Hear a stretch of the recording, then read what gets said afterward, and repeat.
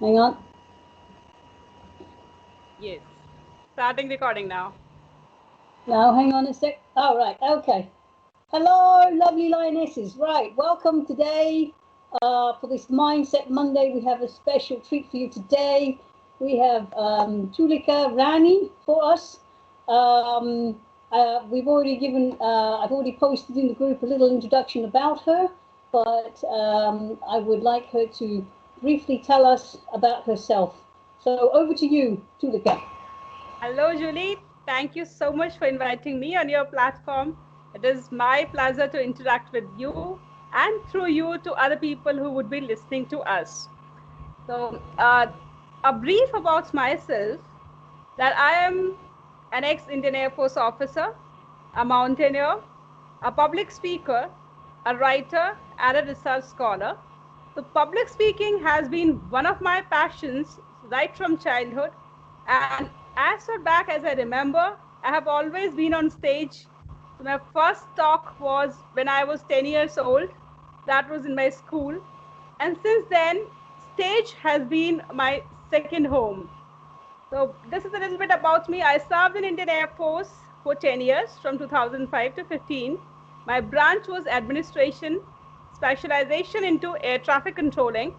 And I also had an opportunity to be posted as military outdoor training instructor in the Air Force Academy, where I had the opportunity to train hundreds of cadets into military training, the outdoor physical training. In addition to it, I have had the privilege to venture into mountains, and through it, I have done 23 mountaineering and trekking expeditions in various countries, which also includes Mount Everest, which I was able to climb successfully in 2012. As far as public speaking goes, till now there have been over 90 talks as well as interviews in various countries, in India, USA, UK, Bulgaria, and now it is you. That includes TEDx, Toastmasters keynote speaking also, Rotary International, as well as Wiki. So I am privileged to be speaking to you today on a topic that is very dear to my heart, public speaking. Wow, that's fantastic. Toolika, you are an amazing woman. You are really a strong lioness. Wow, amazing. Thank you ever so much for doing this collaboration with me to help the other amazing women in the community.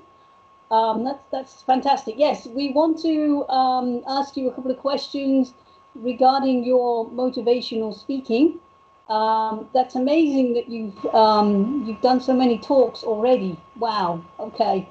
So I've got a couple of questions, if you don't mind me asking. Please, please.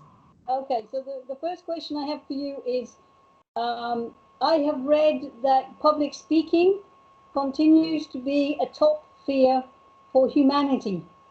So what are your thoughts on this? Well, I would say public speaking is one thing that all of us have to do at some or other point of time in our lives, because we live in a society. So for maintaining our relationships, we have to communicate in our families as well as communities, in our societies. When we go out as a professional, so in our careers also, whether we are an entrepreneur or we are doing some business or we are into a government job or into corporates, we have to again indulge with people, communicate with them on various platforms. That may include presentations or talks. So I would say that yes, this fear is quite widespread amongst people. It is very widespread. People do express this fear of public speaking, but it depends a lot about somebody's aptitude. One thing is that it is not generalized that everybody feels this fear. Perhaps there are people who feel this, but there are also some people who are born with this ability to communicate on public platforms. So I suppose it depends on a person. Second thing which I would say is, it depends upon our upbringing, I suppose, because everything starts at home. And I have realized this, I have observed that children who are given freedom to express their thoughts confidently in their families, they are more confident when they go out into the public expressing their thoughts. So there are people who, when given a stage, they would just flourish because that comes very naturally to them. So I would say public speaking is an art, an aptitude. Some people are born with it and some people are not. It is similar to writing, perhaps. So some people are born with this flair for writing or for singing for that matter or for painting. Public speaking is also an art and skill like that. But the good news is that it can be learned. So that fear of public speaking can be overcome, and that there is a silver lining. Even if somebody feels this fear of public speaking, and if somebody is not blessed with an inherent capability to do this, they can learn it. Okay, interesting that you say that. Okay. And do you consider public speaking amongst your family and your peers? This is also public speaking? Of course. What do you mean by public? Public means other people. The words public, I suppose, in my understanding, the words public should relate to people, other people than you. So whenever we communicate, that would come as a public speaking. If we are communicating in a family function, say if we have to stand and speak to all of our relatives in a family function, that is also a sort of public speaking at a lower scale. So when you speak, perhaps when you stand on a platform to deliver a TEDx or a Toastmasters, that is a little higher scale. But all of us are engaging in these kind of public speaking. Public speaking, in my opinion, means whenever you communicate to the other person, that is public speaking at the basic level. If you're connecting to larger audience, then the level is raised. I see. Okay, that's interesting. I hadn't thought of it like that, because public speaking for me is basically speaking to a room full of strangers or acquaintances or contacts, business contacts, not my family or my friends, because I feel comfortable speaking to them. I don't have the nerves that I have when I'm trying to talk to a room full of strangers. Yeah. See, what happens is why we are afraid of talking to people who we do not know personally, because we have not the fear of speaking per se. You rightly said that you feel comfortable, or many people for that matter feel comfortable speaking in their families, but not in front of strangers. Why? Because we have this assurance that our family members would accept it even if we make a mistake. They will not be judgmental even if we say something wrong, but we do not have the same assurance from the strangers. So basically the fear is not of speaking, the fear is of their reaction. What will they say if we commit a mistake? What will they say if they do not agree with what we say? So the counter reactions, we basically fear the counter reactions from strangers, which we do not feel with our people, with our own family members. So that is why I suppose when we go out to speak in public, for that matter to strangers who we do not know personally, I would say we have to curb this fear of a counter argument. And we have to first of all understand that people are entitled to have a view different than ours. As we have a right to our view, they have a right to their view. If we have this freedom to express our point of view, they have this freedom to counter our point and express their thought process. So we shall not take it very personally if they come up with an argument against what we are saying. So that is why if we understand this basic right, perhaps we would be less scared of speaking to strangers. So this acceptance of difference of opinion is important. Okay, I get what you're saying. I feel that when I'm public speaking in front of strangers, I have the other fears come in, like the fear of rejection, the fear of failure. If I make a mistake, they will judge me harshly. And when I do it, when I speak to my family and my friends, I have less of this fear, because they know me, they know that I'm human, I make mistakes, they want to listen to me, and so these other fears come into play when I'm doing a speech or a presentation. Yeah. So okay. Yes. Very Actually, interesting. when I speak, And if somebody has given a point different than mine, I take it as a learning value. So I do think about it, and I try to understand it, that yes, I suppose this is also one perspective to look at this particular thing. So I take Yeah. it as a resource which has come to me, a value addition basically. So I do not take it as Okay. a counter to my personality or counter to my thought process. I take it as Yeah. a Okay. different point of view. See, in Okay. India, we have a religion called Jainism. And there is a very beautiful saying in Jainism, a concept and a perception of Jainism, which says that truth can be perceived from 7 different angles, from seven Wow. different positions. So that's called Okay. Syadvad. That's called Syadvad. And if you are standing over there and you are seeing a particular thing which I'm also seeing, standing somewhere else, I would see it differently. You would see it differently. Somebody else would see it in a different perception. So that is Mm-hmm. why the truth is one only. The entity is one which we all are seeing. But we are seeing it in different fashions because we are standing at different positions. So if we Yes. have this basic understanding, I suppose this fear will also go from us. And people who are listening to us, even if they hold a point counter to ours, they would understand that they have their freedom to have it, we have our freedom to have it, and we both can learn from each other. Yes, yes, yes, I agree. It's a learning experience. Yes, yes, okay. All right, good. Okay, the next question is, why do you think that people have this fear of public speaking? Is it really a fear, a phobia, or something else? Again, this fear of public speaking is because of rejection, as you said. We are afraid of the consequences, not of the act, but the consequences of our act. So when we go to a stage to speak in front of a room full of people, Mm. we are exposing ourselves. We are making ourselves vulnerable to their Yes, criticism. And yes, that is why very. it is not the fear per se of speaking. It is the fear of our vulnerability. But until Mm. and unless we make ourselves vulnerable in this world, I suppose we're not going to grow. So Mm-hmm. falling and failing at some point, being criticized at some point, being opposed at some point is all right.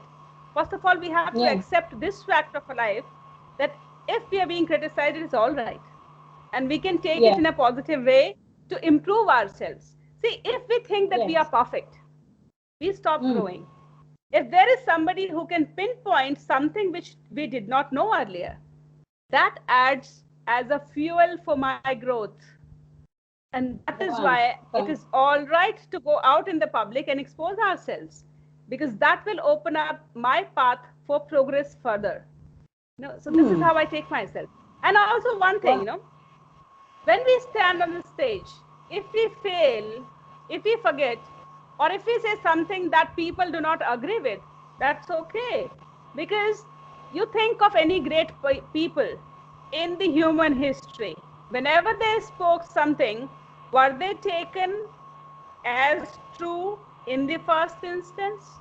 No. Mm. There are No. many examples. Mm-hmm. There was many examples. No, Mm-hmm. this person who said Galileo, who told us that Earth moves around the sun and it is not the vice versa. It was not Yes. taken as truth at that particular time. But Yes. he did say it because he had this conviction and he said this. So that kind of a conviction, I suppose, we must have. Okay. Wow. Great. There's some great golden nuggets in there. Amazing. Fantastic. Okay. Yeah, I know that there are three phases of truth. First of all, it's not believed. Then it becomes kind of forced on us until the third and final stage, truth is accepted as being Yes. the the whole truth and nothing but the truth. But Yes. at first, it's not the truth at all because we have so much resistance to change our thinking. Yeah, of course. True. True. Okay. All right. Good. Okay. The next question is, how did it feel for you the first time you got up on stage, and how old were you when you got up on stage? I was 10 year old. So okay, so when you were 10, how did it feel for you getting up on stage at 10 compared to when you did your TEDx talk? if I remember it correctly, when I was 10-year-old and delivered this speech in my school, I was excited at that time also, and I did Okay. not feel this fear of the stage. I would say that there has been only one time when I have not performed well on the stage. Otherwise, I feel excited. It is an inborn urge in me to communicate to people from the stage. Because as a child, I was always somebody who was in the center of my friends. So in our free time, in our recess, when our classes were not going on, in that Mm-hmm. spare time, I used to sit inside a circle of my friends. So I used to be in the center and my Oh, friends wow. sitting all around me, and I would initiate a topic. I would initiate perhaps Wow. a news that I had read in the morning, or a story that I had read the previous day, or a novel, a character, or any happening for that matter. And I would start this discussion. And I would be the one to express my views for the first instance. Thereafter, other people could also speak, and we started this discussion. So I had always been that kind of a person. I love connecting with people. So I have not experienced this fear because I take my fallibility as a human being. I accept it already that I am fallible as a human being and I can fail and I can make mistakes. That's all right. Why it is not such a burden or fear for me perhaps is because I understand that there is not even a single person on this earth who has never committed a mistake. We human beings Yes. always, at least one or some other point of time, commit mistake because to err is human and being Yes. without mistake is just God.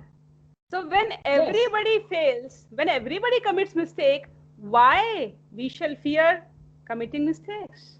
We do not Mm-hmm. commit a sin if we commit a mistake.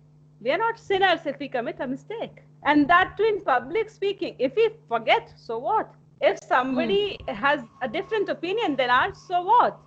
So it is all right. It is not that a big thing, I suppose. And Yeah. Okay. that was my first talk when I went over there.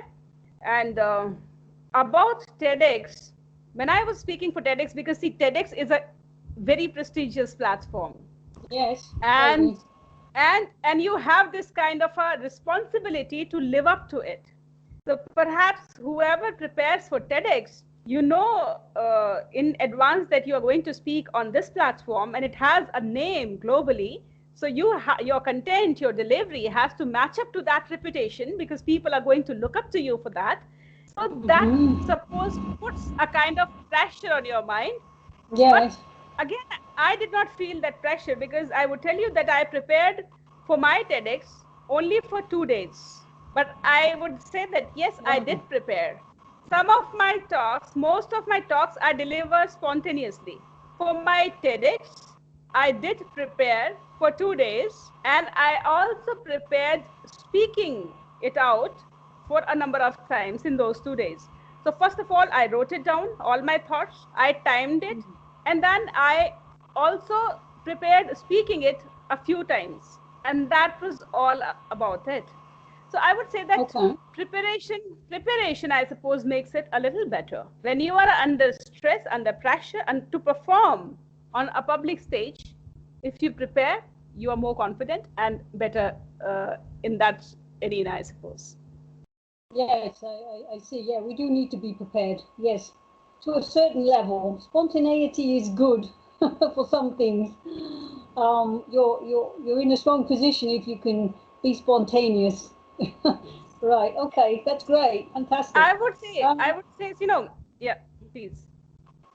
okay. Sorry. Now the next question is. So you, from what I can understand, what you're telling me is you don't feel the fear of public speaking because you've switched your emotions, yeah, into I can understand excitement and possibly relief. Would that be correct? Believe, believe. No, Yes, that's the right word. no, relief. Relief. Relief. Yeah. Yes. Yes. Yeah. Hmm. Okay. Yes. It is a kind of relief, yes, I would say, because when there are thoughts whirling in your mind, if you let them out in any form, that's a great relief to a person. Yes. A thinking Yes. person, you would have seen a person who thinks Hmm. has an urge most of the time to speak it also. And that Yes. would come very naturally. That would come very, very naturally. So all Yeah. these thoughts, I would say that I have been a kind of person who has always had these thoughts in my mind right from childhood. I used to observe the societal norms and question. So that is why I suppose public speaking came very naturally to me. But there might be people who might be thinkers and still not that good a orator. I would quote the example of Mahatma Gandhi here. Now, everybody knows Mahatma Gandhi as a very huge leader, a very great personality on this entire humanity. But I read his biography, My Experiments Hmm. with Truth, and he has himself admitted that in the beginning, when he was in South Africa, he had to deliver Hmm. a speech and he was really nervous. So he wrote it down on a piece of paper. He started reading from that paper, standing in front of people, and still he was not very confident reading it.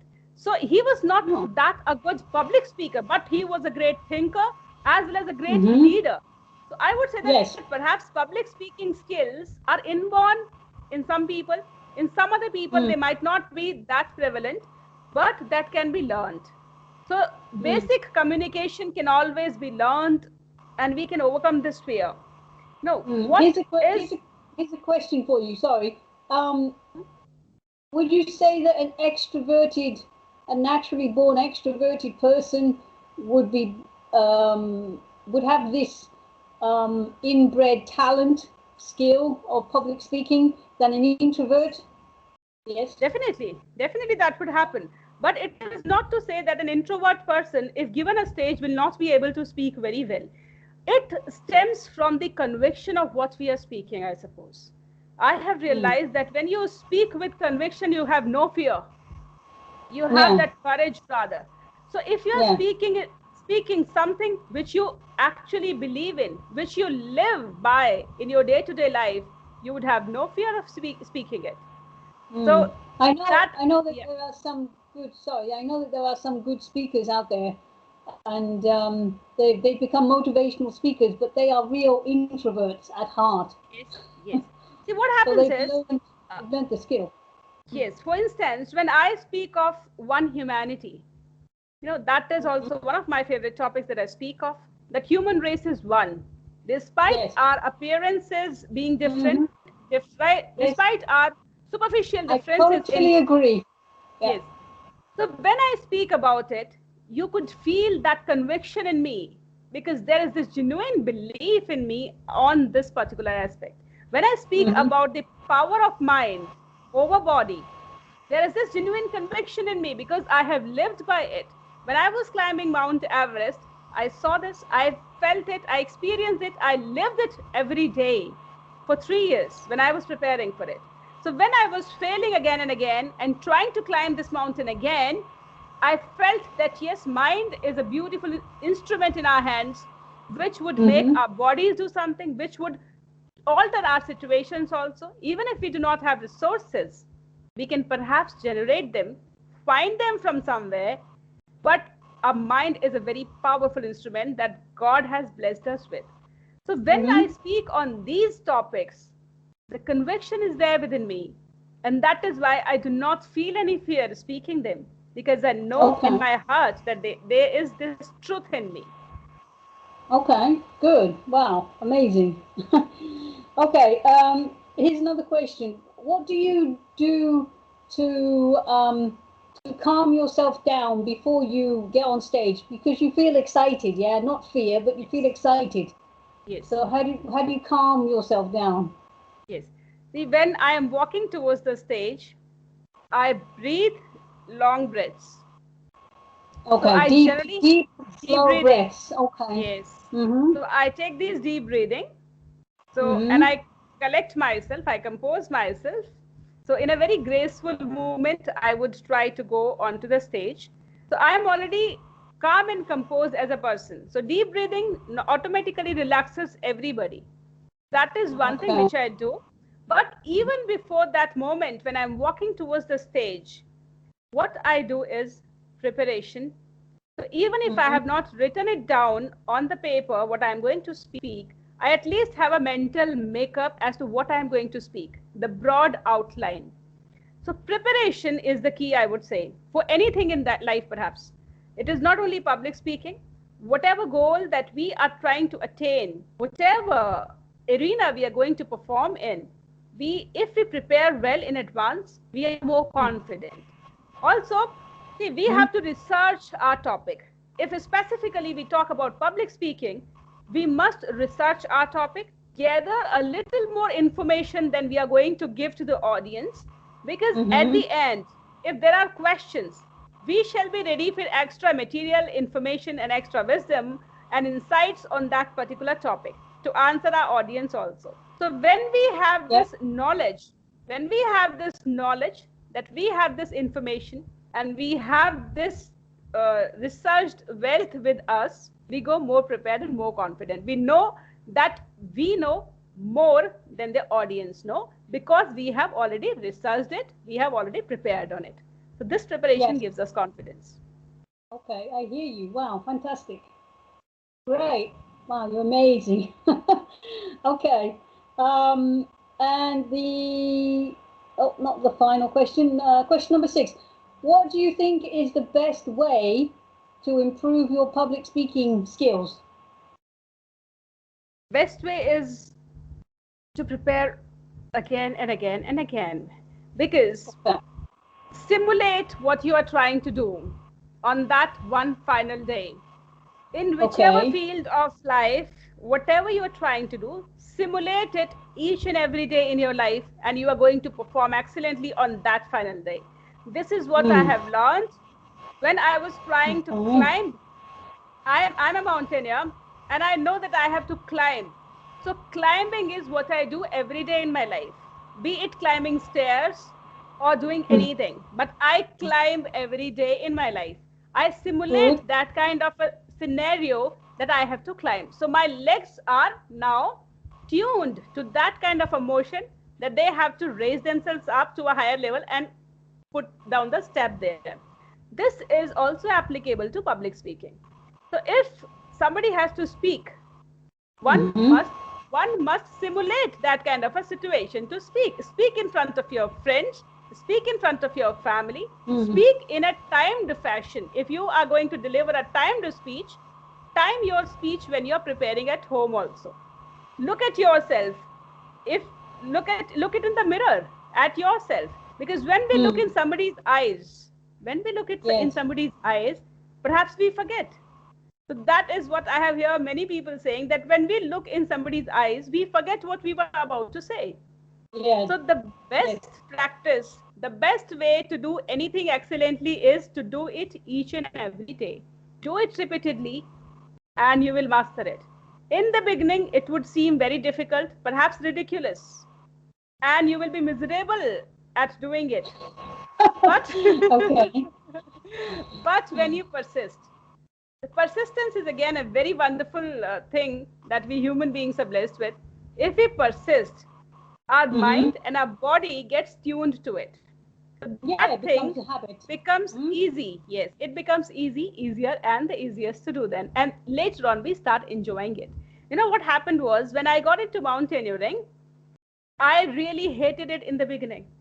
I used to wonder how people can enjoy the snowfall. It is such a hellish thing to happen. You know, the snow is going into your nose, the snow is going into your eyes, and you cannot see where to walk. The whole route is washed off and covered. I used to think this. This was what I thought. This was what I thought in my first climbing expedition. But later on, today you see that I have these 23 mountaineering and trekking expeditions on my name in various countries, and that includes Mount Everest. So from there, because I continued climbing, and when you continue doing a particular task, our body and our mind get tuned to it. They find ways automatically to do that task. And the same is applicable to public speaking also. So anybody who feels this fear, just go and confront this fear. You know, fear will keep on increasing if we keep on backing off. So Yes, that I is, agree. it is a fight. It is a fight. Yeah. You got to go out there, continue doing it, even if you are doing it really very poorly in the beginning, it's all right. Nobody becomes an expert on the first attempt. No, when we No. see experts, there is this years and years of sustained practice behind them. And then people become experts at something. So if you have started, congratulations, continue with it. One day it will be your day to become a master in something.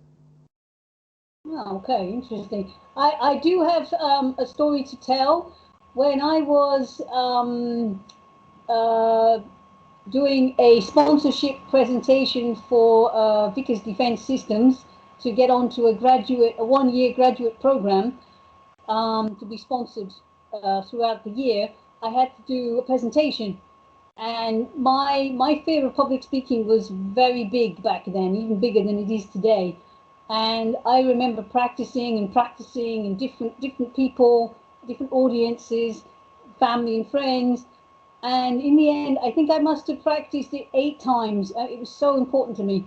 And the one criticism I did get from one of the members in the audience who was looking at hiring me into his department was that I sounded robotic. And yet I felt like I had achieved such I'd climbed a massive, that was my Mount Everest for me. Yes, To be able yes, to present this very important presentation. Yeah, yes, for me that was, yes, yes, So yes. I did practice, I timed, but I came across as robotic, but I managed to get everything out that I had to say. I don't care. I didn't care at the time that I sounded robotic. I had done what I had set out to do, and I climbed Yes, Mount Everest. Yeah, I did definitely. it. See, you had achieved. You know, when we compare ourselves with somebody, we are doing ourselves an injustice basically, Yeah, because I agree. they do not know from where we started. So as you were Yeah. saying that you started from perhaps a very low point, and then you did this Mount Everest, equal to Mount Everest thing Yes. of actually going onto the stage and finishing your talk and expressing whatever you had to speak. So you had covered a long ground. You had Yes. actually covered a very long distance for yourself, and only you know this. The person who Yes. commented was not aware of this. So it is Yeah. all right if she said so. Perhaps she gave you another point to progress later. So next time when you would have spoken somewhere, you would have taken care of putting a little more emotions there, putting your fear back and speaking Yes. more from your heart. You know, Yes. yeah. Yes. So Okay. our critics, our critics do really good to us. So that Yes, is they how can I have. feel. Yes. Yes, I Yes. did learn a lot, I have to say, and I didn't let him hold me back. Yeah. But I have come a long way with my fear of public speaking. When I first did a presentation at university, I completely froze. I had a Yeah. coughing fit. I couldn't continue. I had a hot flush. I had to Yes. leave the room. It was so Yeah. embarrassing. So my journey of public speaking has been Yes. a long journey, and I'm, developing myself, learning the skill. Yeah. Yes. Yes. I can understand this. See, I can understand this. First of all, we have to accept ourselves, Julie. All of us. I Yes. suppose public speaking or anything else in this world would start by loving ourselves, Yes. accepting our beliefs, and Yes. looking within. See, I hold one concept very dearly, and that is Aham Brahmasmi. This one sentence forms the core of each of my talks. Aham Brahmasmi, that is a philosophy from the Indian Upanishads. We have these holy texts, Upanishads, Ah. ancillary to the Okay. Vedas, and Vedas they are considered the most ancient religious text of this earth. So ancillary to them are the Upanishads, and in one of the Upanishads it is written this one sentence, Aham Brahmasmi, that means I am the universe. And this power, just trying saying this sentence, how empowering this is. When you say, I am the universe. I am the universe. Just speaking this one sentence fills you with so much of power and confidence.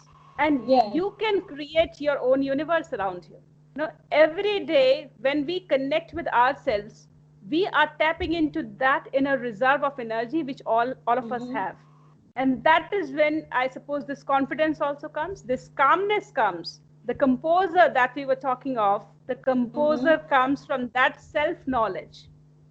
So in this world, when we go around, all of these people are actually a component of the same universe of which we are made. We are not different. This is a very deep philosophy from India that nobody is different. Nobody is different. God has created everything that we see on this earth, and that is why we all are just components of the same one thing. And that is why we do not need to fear anything. We do not need to fear anything. Any criticism that comes, we can remold ourselves. Human beings have this amazing capacity of remolding themselves, the situations, and everything in this world. So even if we are at a lower stage today, we always have this capacity to remold ourselves and become somebody better. So we have to start. See, nobody knows our journey. If we are at ladder 1 today, we know that we are at ladder 1, but we have already moved from 0 to 1. And we are going to continue. We are going to continue. Perhaps somebody might be looking down at us from ladder 10. That's step 10 in the ladder. We might be at step 1. But we know that we have already moved up from 0 to 1. And we are certain to move to step 10 also one day if we continue. So let that person who is looking down at you from the step 10, perhaps they were also at some point of their time in life at this very step where we are standing today. No point comparing, no point fearing. So it is just about our own progress. Sorry, they should be lifting us up to their level. We do not expect these things, If somebody does, we shall be grateful. If somebody does not, we should not be resentful. No, not resentful. No. I hear you. Okay. Wow, that's amazing. Okay, fantastic knowledge that you have. Wow. Just saying those words, I am the universe, it's really, really powerful, yeah? Yeah, I'm all about the universe. Fantastic. Okay, and our last and final question for today is, what do you think of this advice that I read about that can get you quickly and easily identifiable with the audience, and they will like you more? And that is, tell your audience that you're scared. What do you think about that? I would say it in a different sense. Not necessarily we would say that I am scared. Not necessarily.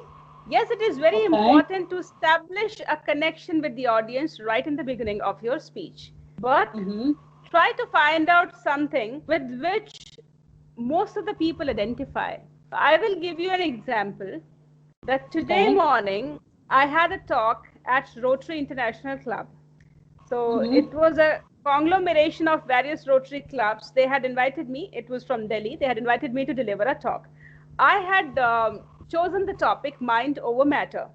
And the way I started, I would give you an example as to how I started. When I got into the Zoom meeting, I noticed that all of my audience were at least twice my age. So by their appearance, I could see that they were elder to me, very, very elder to me. And that meant that they were all more experienced and with more wisdom than I have in life, because they have seen more life than I have seen. So perhaps in that situation, I would have become nervous because now these are people who are the age of my grandparents, and I'm going to speak to them as the chief guest. So Yes. how I started was, it is very important to establish a connection with your audience at their level. Yes. So I started with this thing, that my topic of today is mind over matter. And I believe that matter means either external resources or the external factors. But my belief is that mind is above them and more powerful than them. And who knows it better than you people who have reached a considerable standing in their lives, and you would have again and again faced and experienced the same sentence that I have just said, mind over matter. Because you would have experienced this repeatedly in your life, that is why today you are in this position to be associated with this very prestigious club called the Rotary International. And here is when I established this connection with them. So not necessarily that you have to tell that you are scared, not necessarily. You have to see your audience, generally where they come from. If it is a particular club, can you talk about their club so that they feel this identification? If they are children, can you feel what is that one thing which children generally feel? Perhaps the parental pressure to perform. The students, what do students fear the most? The exams. So you can identify that one thing which your audience generally relate to. And you can start with that one thing, relating it with your life. Because we all of us have been students at some time in our lives. Yes. We all have gone through the similar stages in our lives. So perhaps we can bring out one example when we were in their age, and then this connection will be established. I would give you another example. When I go to colleges and universities, and if I see NCC, this National Cadet Corps, we have this National Cadet Corps program in the universities and schools in India, where students are trained in a semi-military fashion. So that kind of the NCC, since I was also an NCC cadet in my graduation, so whenever I see NCC cadets, I show them my picture of my NCC days, and I tell them that you remind me of my days in NCC. And that is why I establish this connection with them. So not necessarily you have to say that you are scared. Yes, sharing our weaknesses can establish this connection. Showing vulnerability. Showing them that you are human. You are not a robot. You are not emotionless. See, nobody is a superhuman. I understand what you're trying to say. Nobody is a superhuman. And when we tell our audience that, see, we are also normal, ordinary human beings like all of us. I have not done anything great. Even if I have climbed Everest, so what? There are so many people who have climbed Everest. I have climbed it with oxygen. There are people who have climbed it without oxygen also. So it is not that I just climbed Everest in my first attempt. I failed in my first attempt. I tried again. And in my second attempt, I was able to climb. So when I tell them this, that I failed, I establish this connection with them, that I am also a human being standing here in front of you, and I failed. I failed like all of us fail in our lives. But the only thing why I'm standing in front of you today is that I did not give up at that time. I persisted. And that is what my message to you is today, that I persisted. So failing is fine. Follow it up with persistence. Yes, failing without giving up. Yes. And persistent. Yes. Keep moving forward. Yes. Wow, Toolika, that was amazing. You've given us so much fantastic advice, your own experiences. You've given us a lot of food for thought, definitely, especially myself. And I really, really do appreciate everything that you've told us and that you've shared with us, and you've shown us how genuine, authentic, and vulnerable you can be. I really appreciate that. Wow. You know what happened? What happened? Yes. I would share here because when we were going to talk, just before that, at my place, electricity went. At my place, electricity went. And see, it would have put us in a lot of pressure. But I thought that it is okay. These are normal conditions beyond our control. So when there is something beyond our control, we shall focus on what we can do. No. Yes. So that is how I take things. Everybody understands because these conditions happen to everybody. I used to feel very anxious when things went wrong because I was a control freak. And now I let things happen, and they happen for a reason, and so I calm down, and you know, everything turns out okay in the end, yeah?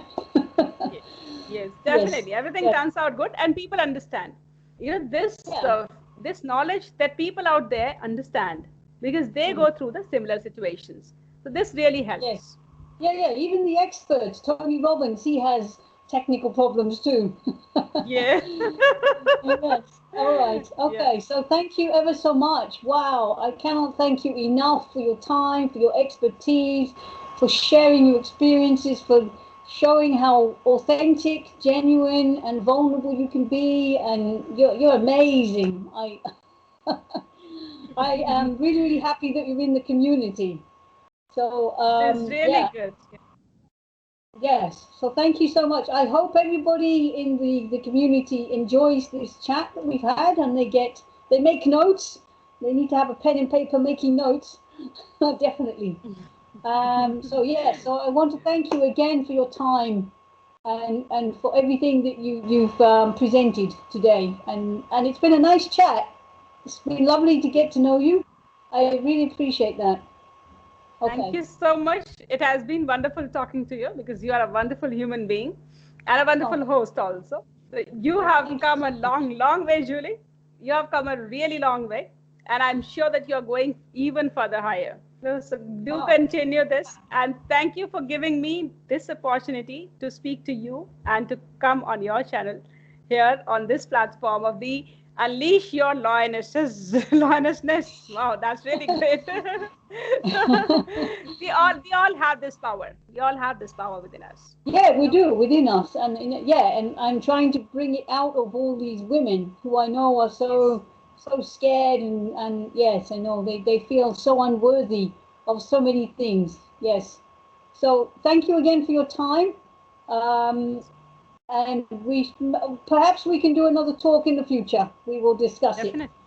But thank you very much for today. I really appreciate it. Namaste. Namaste. God bless you. Namaste. Namaste. Yes. Okay, I'm going to